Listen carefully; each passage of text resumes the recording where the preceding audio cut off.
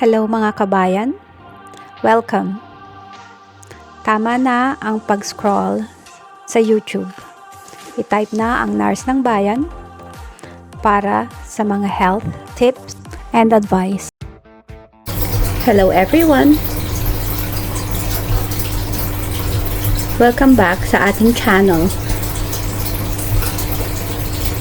Ang paksa natin ngayon ay maaaring makapagligtas ng buhay. Ang maagang babala ng kidney failure na kadalasang hindi pinapansin ng marami.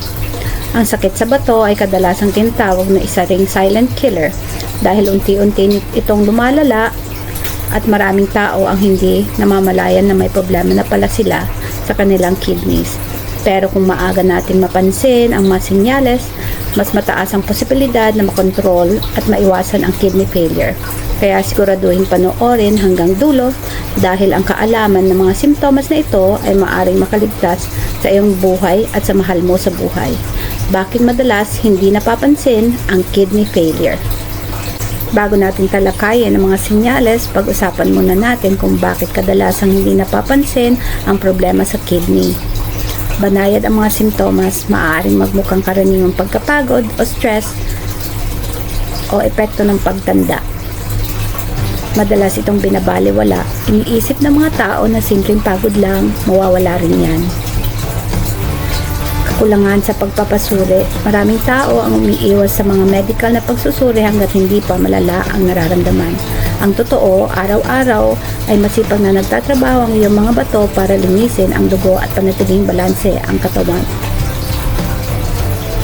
Kapag pumalya na ang mga bato, napakahirap na itong ibalik sa dati. Kaya't napakahalaga na maagang pagkakatuklas. Maagang senyales na pumapalya na ang bato. Narito ang mga pangunahing maagang senyales ng pagpapalya ng bato na hindi mo dapat baliwalain. Pagbabago sa pag-ihi. Madalas na pag-ihi, lalo na sa gabi, o kakaunti ang ihi. Ihi na may bula, mabula, madilim ang kulay, o may bahid ng dugo. Pamamaga sa katawan. Kapag hindi na kayang alisin ng mga bato ang sobrang likido sa katawan, nagdudulot ito ng pamamaga sa paa, bukong-bukong kamay o mukha. Palagi ang pagkapagod at panghihina. Ang malusog na mga bato ay gumagawa ng hormone na tumutulong sa pagbuo ng mga pulang selula ng dugo. Kapag pumalya ang mga bato, maaari kang magkaramdam ng pagkapagod, panghihina at pagkahilo dahil sa anemia, pananakit sa likod o sa tagiliran. Ang pananakit sa ibaba ng bahagi ng likod o tagiliran kung saan natatagpuan ang mga buto ay maaaring senyales ng problema. Hirap sa pagkatulog. Kapag hindi na maayos ang pagsala ng mga bato, naiipon ang lason sa dugo na maaaring magdulot ng hirap sa pagtulog at pagkabalisa ng mga binti. Problema sa balat.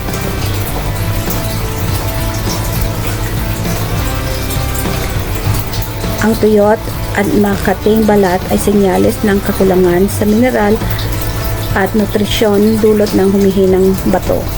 Metalikong lasa sa bibig at mabahong hininga. Ang pag-ipon ng lason sa dugo ay maaaring magdulot ng metalikong lasa sa bibig at hindi kaaya-ayang amoy ng hininga. Pagduduwala at pagsusuka. Ang sobrang lason sa dugo ay maaaring makaapekto sa pagtunaw ng pagkain na nagdudulot ng pagdudumi, pagsusuka o kawalan ng gana sa pagkain. Pamamaga sa paligid ng mata. Ang pamamaga sa paligid ng mata, lalo na sa tuwing umaga, ay maaaring senyales ng pagtagas ng protina sa ihi. Mataas ang presyon ng dugo. Tumutulong ang mga bato sa pagkontrol ng presyon ng dugo. Kung mataas ang iyong presyon ng dugo at mahirap itong kontrolin, maaring ito ay may kaugnayan sa sakit sa bato. Kung mapansin mo ang alinman sa mga senyales na ito, huwag mo itong baliwalain.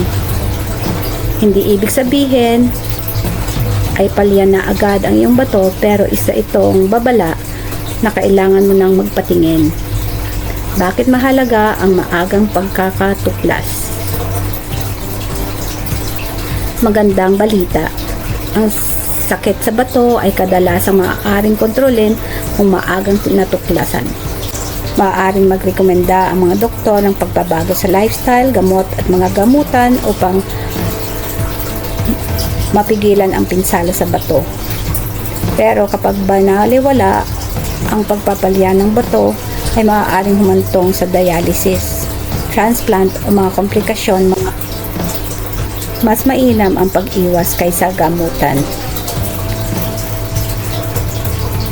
Ano ang pwede mong gawin?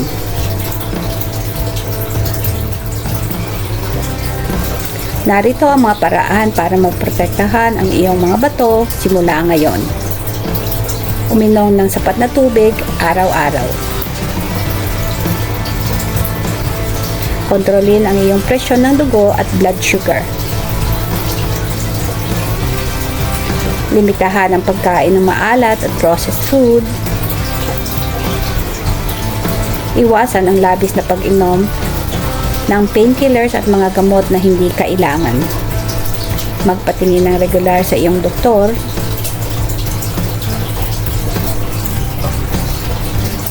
Nasa iyong kamay ang kalusugan mo.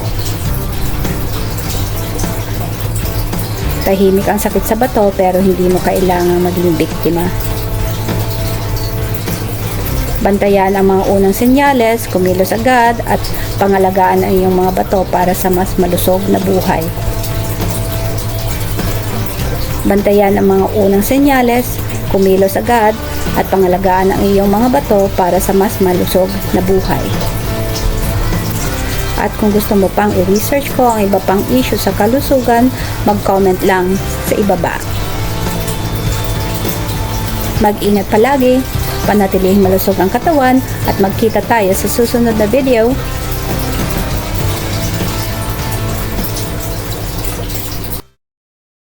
Salamat mga kabayan, till next time!